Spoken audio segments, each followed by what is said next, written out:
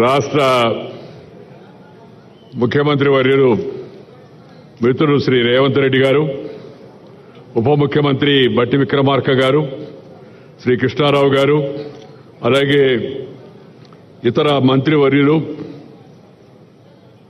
ఈరోజు నాతో పాటు పద్మ విభూషణ్ అందుకున్న యొక్క మనందరికీ ఇష్టమైన సినిమా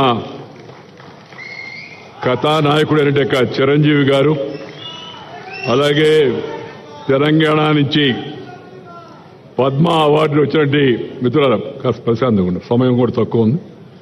పద్మ అవార్డులు వచ్చినట్టు యొక్క పెద్దలు వివిధ రంగాల్లో వాళ్ళ ప్రతిభను గుర్తించి ఈరోజు పద్మ అవార్డు వాళ్ళకు వచ్చింది. నేను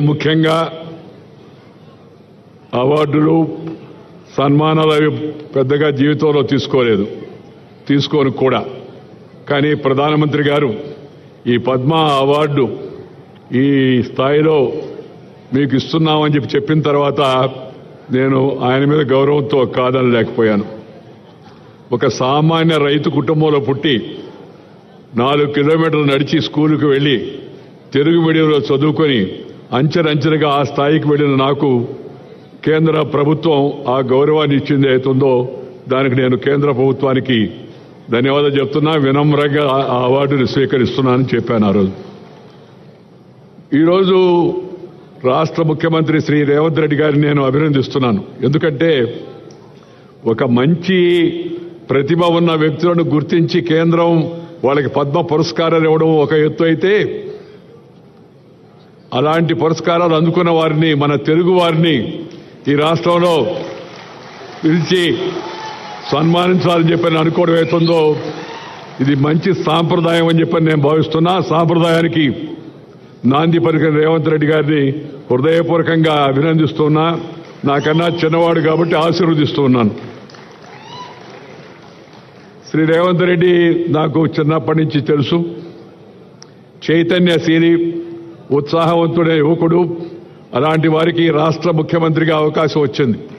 ఆయన హయాంలో మరిన్ని మంచి పనులు జరగాలని, తెలంగాణ యొక్క సర్వతోముఖ అభివృద్ధికి ఆయన పూర్తిగా కృషి చేస్తారని నమ్మకం నాకుంది. దానికి ప్రజల యొక్క ఆశీస్సులు కూడా ఉంటాయని చెప్పని నేను భావిస్తూ ఉన్నాను. ఈరోజు ఈ పద్మ అవార్డులు ఇచ్చిన వాళ్ళని మీరు గమనించండి. మనం చిన్నప్పటి నుంచి చూస్తూ ఉన్నాం పద్మ అవార్డులు. కానీ ఇలాంటి పరిస్థితి ఇంతకుముందు పెద్దగా రాలా మనకి. పద్మ విభూషణ్ వచ్చిన వాళ్ళ గురించి నేను మాట్లాడడం లేదు. పద్మ అవార్డులు వచ్చిన వాళ్ళు ఎవరుతున్నారో వాళ్ళ గురించి. ఎందుకంటే మట్టిలో మాణిక్యాలను ఆ వాసన పట్టి గుర్తించి బయటకు తీసినట్టుగా ఈ మహానుభావులను, మహా వ్యక్తులను కేంద్ర ప్రభుత్వం నరేంద్ర మోడీ గారు వారికి గుర్తించి పద్మ అవార్డులు ఇవ్వడం ఒక కొత్త సాంప్రదాయం. ఏంటంటే రికగ్నైజింగ్ ది అన్రికగ్నైజ్డ్, గుర్తింపు పొందని యొక్క వ్యక్తులకు గుర్తింపునివ్వడం అనే కార్యక్రమం కింద ఈ మంచి సాంప్రదాయాన్ని చేపట్టారు. వారికి కూడా నేను శుభాకాంక్షలు అందజేస్తూ ఉన్నాను. నా తోటి మిత్రుడు, ప్రేమపాత్రుడు శ్రీ చిరంజీవి గారికి పద్మ విభూషణ్ లభించినందుకు నా సరసన నాకు ఎంతో సంతోషంగా ఉంది. ఎందుకంటే నేను ఎప్పుడు ఆయన నటనా సామర్థ్యాన్ని గురించి, ప్రతిభను గురించి చెప్తూ ఉంటాను.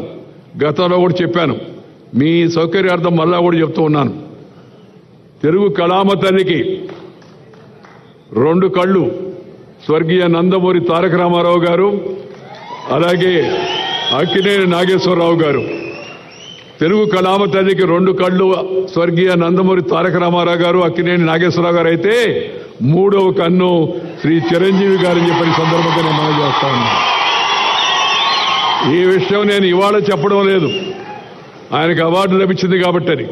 చాలా కాలం కింద విజయవాడలో ఈ విషయాన్ని చెప్పాను. ఎందుకంటే ఆయనలో ఉన్న ప్రతిభను నేను గుర్తించాను కాబట్టి, నాకు నచ్చింది కాబట్టి, జనం మెచ్చింది కాబట్టి ఆ విషయాన్ని చెప్పడం జరిగింది. ఎందుకంటే మరి తన నటనా కౌశల్యం ద్వారా ప్రజానికాన్ని రంజింప చేయడం, దానికోసం నిరంతరం శ్రమిస్తూ ఉండడం ఒక ఎత్తు అయితే, ఆ నటనలో కొన్ని ప్రమాణాలు పాటించి అసభ్యతకు, అశ్లీలతకు, హింసకు పెద్దగా తావివ్వకుండా నటన కొనసాగించడం అవుతుందో చిన్న విషయం కాదు. ఆ విషయంలో చిరంజీవి గారిని ఇతరులు కూడా ఆదర్శంగా తీసుకోవాల్సిన అవసరం ఎంతో ఉంది. రెండవది మన యొక్క ప్రజా జీవనంలో ఉన్న వాళ్ళందరూ భారతీయ సంస్కృతిని పాటించి share and care is the core of Indian philosophy. ఆదికాలం నుంచి, వేదకాలం నుంచి, పుణ్యకాలం నుంచి, పురాణకాలం నుంచి మన పూర్వీకులు అనుభవించి రంగరించి మనకు మేళవించి మనకు అందించిన వారసత్వం అయితే ఉందా భారతీయత, నువ్వు పెంచుకో, ఇతరులతో పంచుకో, పెంచుకో, పంచుకో. ఈ షేర్ అండ్ కేర్ అనేది మన పెద్దలు మనకు అందించినట్టు పెద్ద గొప్ప నానుడి. దాన్ని వారు జీవితంలో ఆచరిస్తూ పెద్ద నటుడుగా పేరు వచ్చినా, రాజకీయాల్లో అవకాశం వచ్చి పైకి వెళ్ళినా, మరి కింద జనానికి, సామాన్య జనానికి మేలు చేయాలనే ఉద్దేశంతో ఆ బ్లడ్ బ్యాంక్ కార్యక్రమాన్ని చేపట్టి దాన్ని కరోనా సమయం ఆ తర్వాత కూడా నిరంతరం కొనసాగించడం అవుతుందో ఇది చాలా చాలా అభినందించిన విషయం అని మీ అందరూ కూడా నేను మనం చేస్తున్నాను. అందుకని సహజంగా వారికి ఈ అవార్డు వచ్చిందని తెలిస్తే నాకు చాలా సంతోషం వేసింది. మిత్రులారా, నేను పెద్దగా ప్రసంగించాను, సమయం కూడా చాలా ఎక్కువైంది, కాలాతీతమైంది. ఒకటి ఒకటి ఒకటి ఒకటి ఒకటి ముఖ్యమంత్రి గారిని నేను అభినందించాను, ఇందాక కేంద్ర ప్రభుత్వాన్ని అభినందించాను, ఈ పద్మ అవార్డు వాడు ఇచ్చిన అందరిని అభినందించాను. జీవితంలో పట్టుదల ఉంటే, కృషి ఉంటే ప్రతి ఒక్కరు కూడా ఉన్నత శిఖరాలకు చేరుకోవచ్చు అనేది ఈ అందరి యొక్క జీవితాల గురించి మనం కొత్త యువతరం, నవతరం తెలుసుకోవాల్సిన విషయాన్ని మీ అందరికి కూడా మనం చేస్తూ ఉన్నాను. కృషి, అందువల్ల ప్రతి ఒక్కరికి జీవితంలో క్రమశిక్షణ, సమయ పాలన, మాట తప్పకుండా ఉండడం, నీతి నిజాయితీ, ఇతరులతో తనకు వచ్చిన దాన్ని పంచుకోవడం అవుతుందో అలవాటు చేసుకుంటే తప్పనిసరిగా జీవితంలో యువతరం కూడా పైకి వస్తారని చెప్పని నేను ఈ సభలో ఉన్న యువకులకే కాకుండా రాష్ట్రంలో ఉన్న యువకులందరూ కూడా నేను ఈ సందర్భంగా నేను మనవి చేస్తా ఉన్నాను. అలాంటి అవకాశం వస్తుందంటే ప్రయత్నం చేస్తే వస్తుంది. మనం ఇష్టపడిన పనిని కష్టపడి చేస్తే నష్టపడేది లేదు అనేది నా యొక్క భావన. ఇష్టపడిన పనిని కష్టపడి చేస్తే నష్టపడేది లేదని. ఈ వయసులో కూడా ఇలా ఉత్సాహంగా ఉండి ఇంత బురకరెత్తిచ్చేటికి నటన చేయడం అంటే చిన్న విషయంగా, దాని వెనక ఎంత శ్రమ ఉందో, రోజు ఎంత బాధలు పడుతుంటారో, ఎంత ఇబ్బంది పడుతూ ఉంటారో నటులు మనం అర్థం చేసుకోవచ్చు. బట్ శ్రమ, ఆ శ్రమ అది ఇష్టపడిన శ్రమ. ఇష్టపడిన శ్రమని కష్టపడి చేస్తే నష్టపడేది లేదు, మంచి గుర్తింపు వస్తుందని దానికి వారి యొక్క జీవితం కూడా ఒక ఉదాహరణ చెప్పని సందర్భంగా నేను మనవి చేస్తా ఉన్నాను. ప్రజా జీవనంలో ఉన్న వ్యక్తులు కొన్ని విలువలు పాటించాలా. ఇందాక వారు చెప్పారు కదా, సాంప్రదాయాలు పాటించాలా. నేను ఈ వేదిక సందర్భంగా అందరికీ కూడా కోరేది ఏంటంటే, జీవితంలో మనకందరికీ అవకాశం రాదు, వచ్చిన అవకాశాన్ని మంచిగా ఉపయోగించి కొన్ని ప్రమాణాలు నెలకొల్పండి, కొన్ని విలువలు కాపాడండి. ఈ మధ్యకాలంలో అసెంబ్లీలలో, పార్లమెంట్లో వివిధ స్థాయిల్లో జరుగుతుంటే గలాటాలు ప్రజల్లో చాలా ఆందోళన కలిగిస్తూ ఉన్నాయి. One way it is demoralising the people. Keeping that in mind, one must correct himself and her self. ప్రతి ఒక్కరు కూడా తమ జీవితాన్ని సరిదిద్దుకునే ప్రయత్నం చేయాల్సిన అవసరం ఎంతో ఉంది. అవసరమైన వాళ్ళందరూ ప్రజాప్రతినిధులు అంటే ఆ ఎంపీలు. నేను చైర్మన్గా ఉన్న రాజ్యసభకి 5 ఏళ్ల పాటు, అంతకుముందు మంత్రిగా ఉన్నాను పార్లమెంటరీ అఫైర్స్, అలాగే ఇతర మంత్రిత్వ శాఖల్లో ఉన్నాను, చూశాను. ప్రతిపక్షంలో ఉన్నాను, అధికార పక్షంలోకి ఉన్నాను. మనము మన ప్రవర్తన జనమంతా చూస్తూ ఉంటారు, అభినందిస్తూ ఉంటారు. నాకు పాత రోజులు బాగా గుర్తు. నేను యువకుడిగా అసెంబ్లీకి వచ్చినప్పుడు నేను జైపాల్ గారు మాట్లాడుతూ ఉంటే రాష్ట్రంలో ప్రతి ఒక్కరు కూడా సాయంత్రం 6 గంటల 15 నిమిషాలకి రేడియో పెట్టుకునేవాళ్ళు. అప్పుడు టీవీలు లేవు. ఇందాము ఏం చెప్పారు వీళ్ళని, నువ్వు కష్టపడితే మంచిగా జనం కోసం పనిచేస్తే నీ మంచి ప్రవర్తన బాగుంటే జనం దాన్ని ఆదరిస్తారు. అందుకు నేను సొంతంగా అనుభవం చెప్పాను. ఆ రాజకీయాన్ని ఇప్పుడు నేను ఇక్కడ చెప్పదలుచుకోలేదు.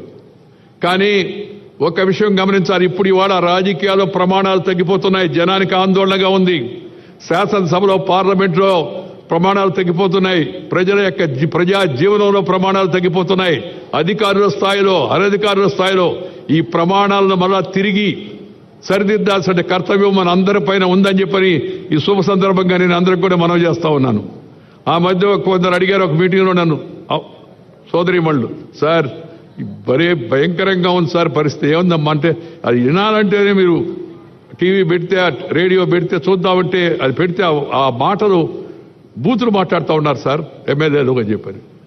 నేను చెప్పానమ్మా దానికి సమాధానం మీ చేతిలో ఉందని. మా చేతిలో ఎట్లుంటుంది సార్, వాళ్ళు జోలికిపోతే మమ్మల్ని ఏమైనా చేయరా అన్నారు.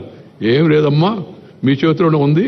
ఈ బూతులు మాట్లాడే వాళ్ళకి పోలింగ్ బూతులోనే సమాధానం చెప్పండి అని చెప్పాను.